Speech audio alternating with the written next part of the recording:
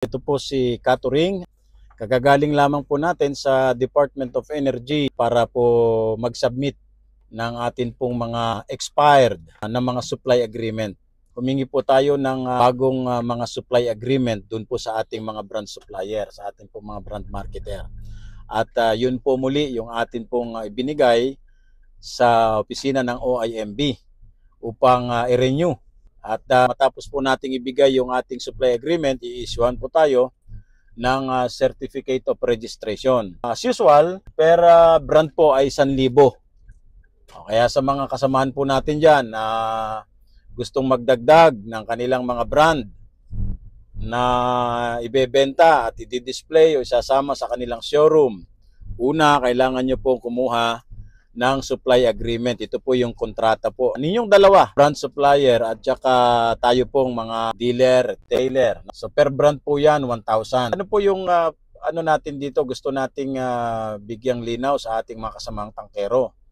Marami po tayong mga kasamang tangkero na matapos pong ma-issuehan ng supply agreement ay hindi po nila dinadala sa Department of Energy dahil meron na raw po silang license to operate. Hindi po.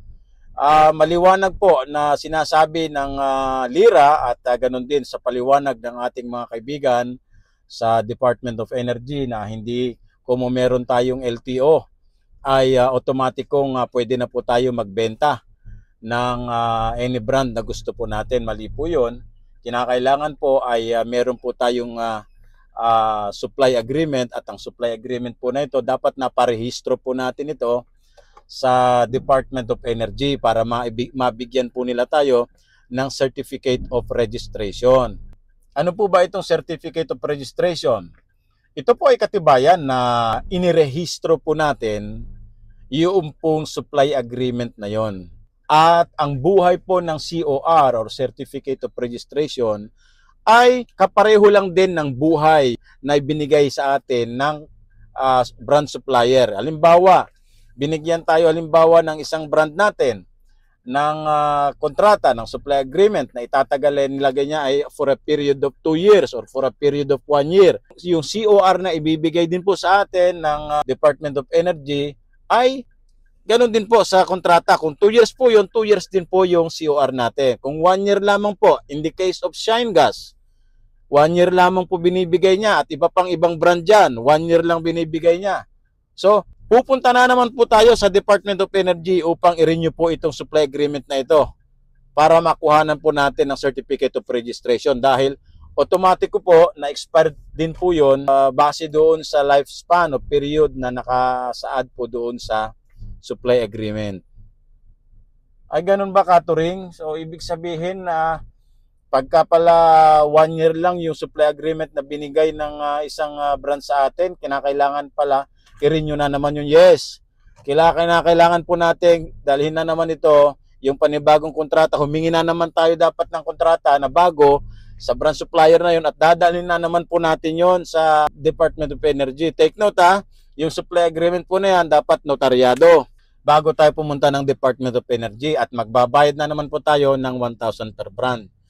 So nakita po ninyo yung dagdag na obligasyon natin. Tayo na ang ginawang tagapagbenta nitong mga brand na ito.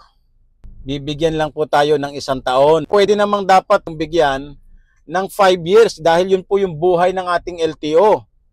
Ngayon, ang sabi po ng mga kaibigan natin, hindi na pwedeng diktahan o obliga itong mga brand supplier na ito na ang dapat na kanilang supply agreement na ibibigay ay kasintagal din dapat ng ating LTO. 5 years kung 5 years. Ngayon, kung halimbawa 5 years po kayo dun sa inyong brand supplier po na ito at taon-taon po niya kayong binibigyan ng supply agreement, nagbabayad po tayo ng 5,000. Hindi lamang yung 5,000, gumamit ka ng sasakyan mo, iniwan mo yung shop mo para lamang mag-renew ng atin pong supply agreement para makakuha po tayo ng Certificate of Registration. Imagine po ninyo, sabi ko nga, tayo po yung magbebenta ng produkto nila. Sabi niya, pakibenta mo itong produkto, ilalagay natin sa showroom mo. Tapos tayo po yung magbabayad ng 1,000. Parang gawin namang 5 years para wag naman masyadong pahirap ito sa ating mga kasamaang tangkero. 5 years yung buhay ng LTO mo. Tapos yearly kang bibigyan ng supply agreement. Yearly kang magre-renew sa Department of Energy. Yearly kang magbabayad ng 1,000.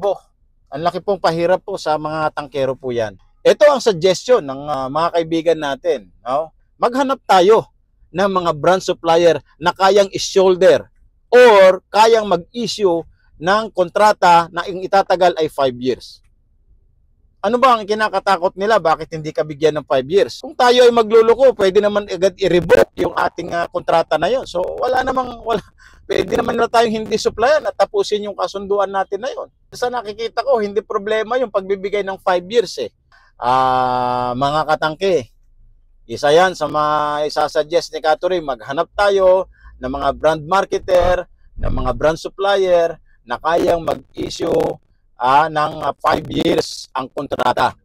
Pag hindi nila kaya, well, katulad po na sinasabi, huwag nating isiksik yung sarili natin sa kanila. Maraming LPG brand dyan. Imaginein mo, yearly kang pupunta sa Department of Energy, yearly kang magbabayad ng 1,000 kung ilang brand yung nire-represent mo sa kanya. Samantalang, gawin lang niyang 5 years yung kasunduan, o di malaking bagay po yan. So, ayan po ang impormasyon na may hatid ni Catherine buhat po dito sa Department of Energy sa ating pagproseso ng ating ay supply agreement. Magandang tanghali po at mabuhay po tayong lahat. Shoutout po at magandang umaga sa lahat po ng kawani ng Oil Industry Management Bureau sa pangunguna po ng Director Rino Abad. At special mention, siyempre yung ating pong mga nakadaupang palad dyan kahapon, partikular na yung ating kaibigan na talagang napakatikas at napakagwapo. Ito lang ang malakas o sa kalam, si Boss Harco. At saka si Ma'am SP, Joel, at saka kay Boss Michael. Ayan. At siyempre, ganoon na rin sa ating kaibigan dyan sa GSD na bumati at talaga namang may mga ibinulong. Hindi na kita papangalanan, baka manganib ang buhay nating dalawa. At siyempre, yung namit natin kahapon na distributor po yata ng Fiesta at Petron Gasol sa Masbate, taga Masbate pa, at inayos niya. Tinulungan niya ang kanyang dealer upang makapagayos yata ng LTO ng mga requirements. Okay.